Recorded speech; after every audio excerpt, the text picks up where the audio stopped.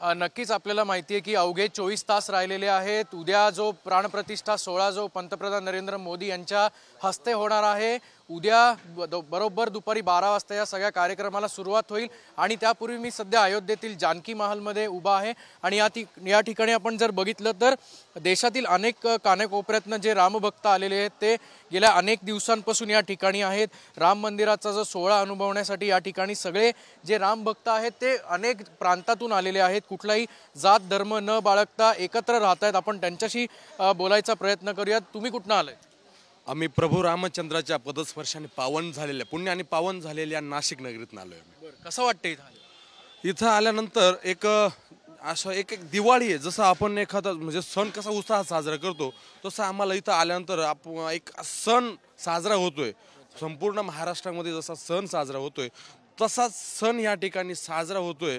प्रभू रामचंद्र 500 वर्षानंतर म्हणजे जो वनवास त्यांचा 500 वर्षांचा वनवास या ठिकाणी संपलेला आहे आणि 500 वर्षांच्या प्रतीक्षेनंतर प्रभू रामचंद्र आपल्या अयोध्येतील जन्मभूमीमध्ये विराजमान होणार आहे। आपका क्या भावना है? आप कहाँ से आए हो? आम्ही पण महाराष्ट्रामधूनच आलेलो आहे।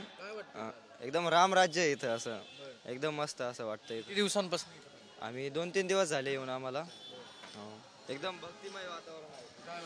आम्ही पण नाशिकहूनच आलो आहे आणि आपली अयोध्या नगरी पूर्ण भगवी झालेली आहे आणि खूप खूप आनंद होतोय अयोध्या नगरी पाहिल्यानंतर। तुम्ही कधीपासून आले? आम्ही 4 दिवसापासून आलेलो आहे। खूपच सुंदर नियोजन आहे गव्हर्नमेंटचं आणि खूप चांगलं वाटलं, खूप आनंद वाटलाय या राम मंदिर सोहळ्याला। तुम्ही आतमध्ये जरी जाऊ शकला नसलात तरी बाहेरून मंदिर बघून आलोय। खूप छान असं नियोजन आहे, खूप पोलीस प्रोटेक्शन वगैरे खूप छान आहे।